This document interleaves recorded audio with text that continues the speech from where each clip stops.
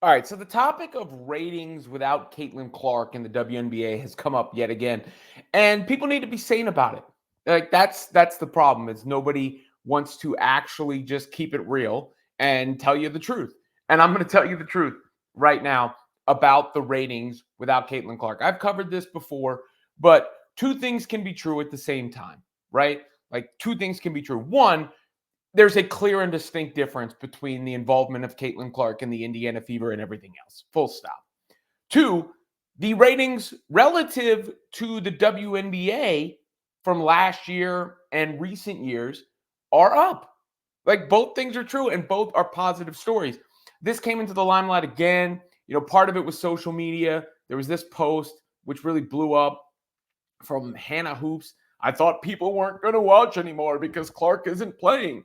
And a lot of people reacted to that post, which was in reference to the 1.1 million viewers for game one of the WNBA finals, which was the most viewed ever. Obviously, that post was attempting to instigate and really get at the Clark fans who said they aren't watching anymore, the Fever fans who said that they aren't watching anymore, or the idea that people aren't watching without her, or outlets reporting on the ratings going down without her. But everything needs proper context. And that's something Sue Bird argued for, the proper context of the WNBA finals and ratings in general, and called out Stephen A. Smith and Shannon Sharp about.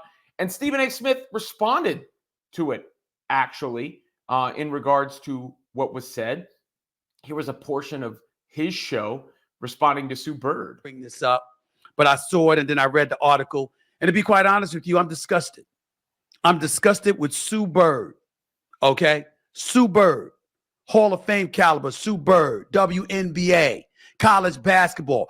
Matter of fact, one of the best people that I've ever met, or one of the best women I've ever met in professional or collegiate sports. I love her. But I didn't appreciate this article that I read, okay, when it came to her talking about yours truly. Because you see, far be it, this is the headline, y'all. Sue Bird calls out ESPN host for, quote, hating on WNBA playoff ratings after Caitlin Clark's exit. You say, what? Why? Why, y'all? Really? This is where we have to go? Can we put her quotes up on the screen, please? Because I want everybody to know what she said. What she said about your boy, okay? This is the wonderful, the marvelous Sue Bird. I love her to death. Love her. Interviewed her a few times. I'm such a fan. But this is what she said. Viewership numbers with Caitlin Clark are astronomical. She is a big draw. She brings in all the things. And yes, the games where she's not playing have lower viewership. But in the WNBA playoffs, and we'll use the semifinals, where Caitlin obviously is not in it because her team lost, are still breaking records from previous WNBA years and are still cracking 1 million viewers. She continues because she brings up my name. So these numbers are still really high and they're still really meaningful. And yet some people continue to flip that. I've seen Stephen A. Smith talk about it. I've seen Shannon Sharp talk about it. And what I don't understand is they work for ESPN. So why are you hating on a business ESPN is in? I want to say the semifinals games are up like 130%. And that's without Caitlin. End quote. I'm going to dial it back and be as respectful as I can possibly be. Once again, Sue Bird is a champion, Hall of Fame caliber, and a beautiful person. I am a huge fan of her as a person and player. One of the great pleasures I've had was interviewing her in the past. I'm only addressing her points about me and what she said in relation to the whole Caitlin Clark story. Respectfully, Sue Bird, you are inaccurate.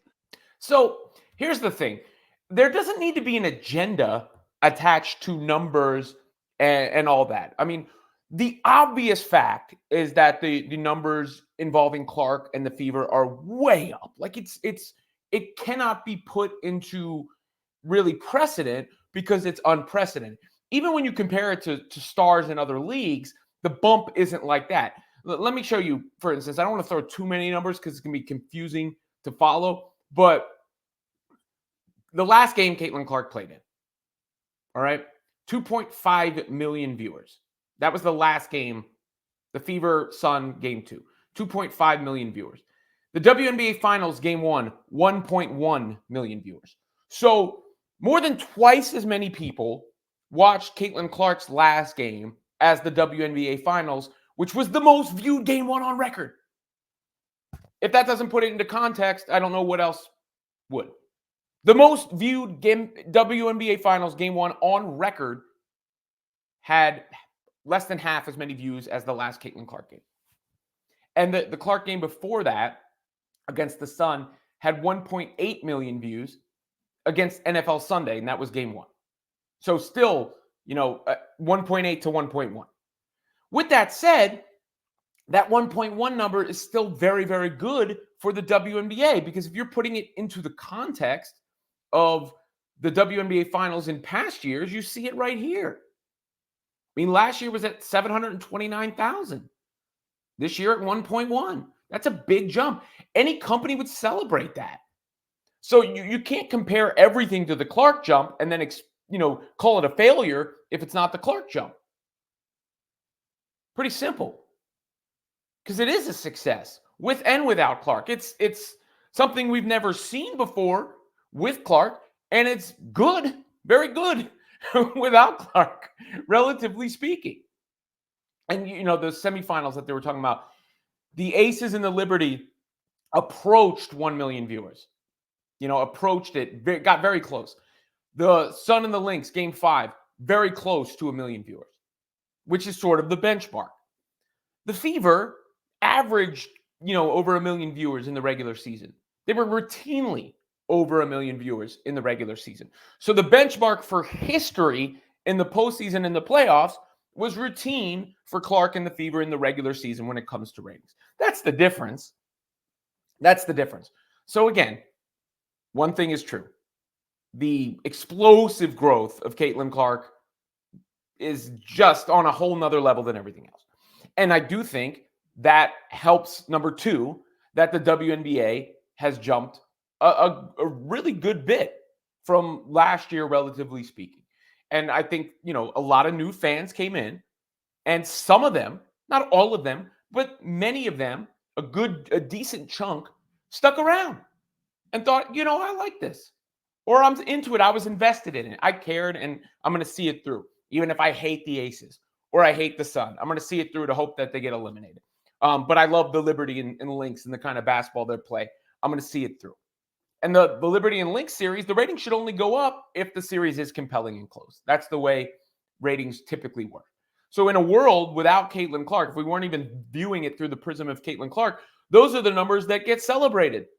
They are, they're worth victory laps. They are. Those finals numbers from Game 1. But there's no need to be smarmy and say, I thought people weren't going to watch without Clark, when so many more people were watching with Clark. And she's still a big reason why the viewership numbers are up, which doesn't take away from everybody else playing. It's just common sense. Be rational about it. That's all.